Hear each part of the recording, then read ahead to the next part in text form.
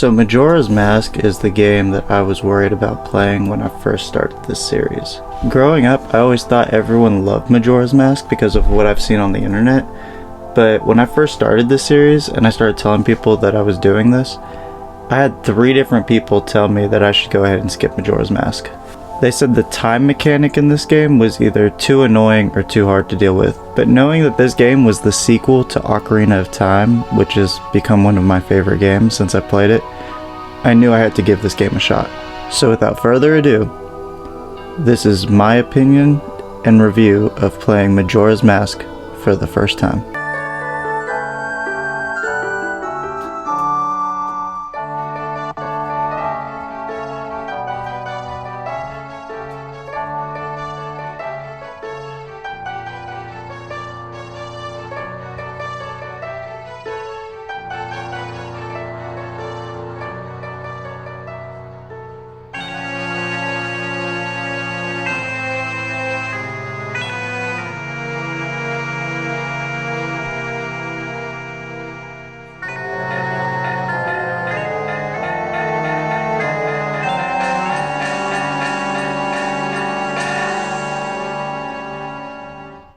If the story of Ocarina of Time is a coming-of-age story, then Majora's Mask is a story on dealing with loss.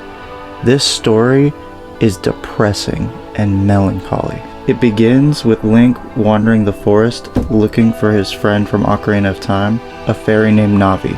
I think the reason Link goes looking for Navi is because after traveling through time and going through his own coming-of-age story, Link is sent back in time to reclaim his childhood. But no one remembers the deeds or that Link became this hero who saved the world. No one except Navi. I personally think Link wants to be seen by the only person who knows he's a hero that saved the world, and that he desires to reunite with the only person who watched him grow. And I think the saddest part of all this is that Link doesn't reunite with his friend again. In the beginning of the game, 2 fairies help Skull Kid steal the Ocarina of Time. And I thought this was super interesting because I remember meeting Skull Kid in the Lost Woods of Ocarina of Time, and I had no idea he was going to be the one who puts on Majora's Mask and becomes the main villain of the next game. With that being said, Link not only metaphorically but literally falls into a rabbit hole into the world of Termina. Now I have an issue with the time loop in this game. If you saw my Ocarina of Time video, you might already know what I'm about to say. Once you finally track down Skull Kid and get the Ocarina back, you get a memory of Zelda playing the Song of Time to go back to the first day. My whole life I thought the Ocarina of Time was what took Link through time, and it turned out to be the Master Sword because Link had to grow up and become the hero that Hyrule needed. But actually, the Ocarina of Time does take someone through time when the story demands it. And I think the biggest problem with all this is that you use the Song of Time to reset to the first day, but you learn the Song of Time in the last game. It doesn't take you through time. So where is the consistency here? Now, Majora's Mask was interesting to me.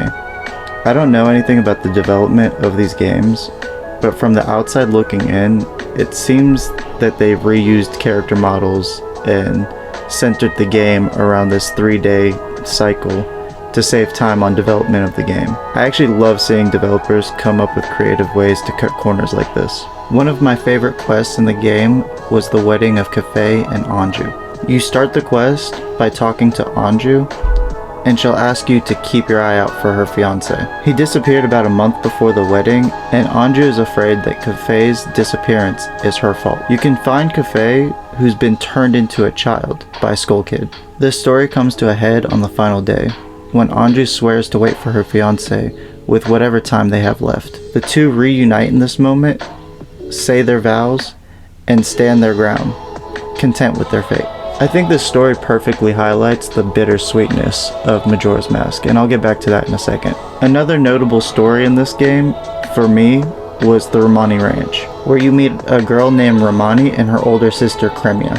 When you first meet Romani, she'll ask you to help for when they come. Cremia clearly is the responsible older sister who's just trying to hold everything together. If you choose to help, you'll be met face to face with actual aliens, and if you fail, you will have to watch the cows and Romani be beamed up. If you see Romani after this, she's traumatized and becomes a shell of who she was. But if you manage to succeed and save everyone, you can bring the sisters closer together. I really liked these two quests. To me, they're probably the best I've played in the Zelda franchise so far. But now jumping ahead to when you confront Skull Kid for the final time, only to find out that Majora's Mask itself was the one behind all the harm being caused, and not Skull Kid. After following Majora's Mask into the moon, you begin the final showdown. In my last video, I compare Ocarina of Time to a Souls-like game. This final battle with Majora's Mask is the most Souls-like thing I've seen in the entire franchise thus far. I absolutely loved this boss fight. Now, to jump back to the comment I made about this game being bittersweet, Link saves the day and Skull Kid is forgiven, I guess, and he even remembers back to a time when you played Saria's song for him in the Lost Woods. But what makes this a bittersweet ending to me is Link is never seen by his friend who knows him as a hero from Ocarina. And I think that this harkens back to what I thought was the theme of this game, dealing with loss. Link has had to learn to push on without his friend, and has seen that he can even save the world on his own. Now, before I rank this game, I want to talk about my feelings on this game. So even though I like how they cut corners, I feel like the 3-day time cycle makes it hard for me to want to come back and replay this game. I don't know how crunched for time they were when they were developing this game, but I can see why a lot of people told me to skip this title before I played it. With that being said, I see why this is so many people's favorite Zelda game. A lot of my favorite moments so far in the Zelda franchise have come from this game. I think I might come back to this game one day to do a 100% playthrough if there's any interest at all in my channel for doing that. Now down to the ranking. I would put this game at an A tier. This game was probably about an 8.4 for me. I really did enjoy playing this game, but like I said, the time loop mechanic just made it really hard for me to want to come back and play this. I think the only reason I really have to come back and play this is the story is really great, it has some of my favorite moments, but mostly just 100% and see what else this game has to offer. And who knows, maybe I'll enjoy the game more once I 100% it. Well, I hope you guys enjoyed my review on Majora's Mask, and I hope you stick around to watch me play the rest of the Zelda series. I have Wind Waker coming up next. This has been Kyle Dish. Make sure you like and subscribe.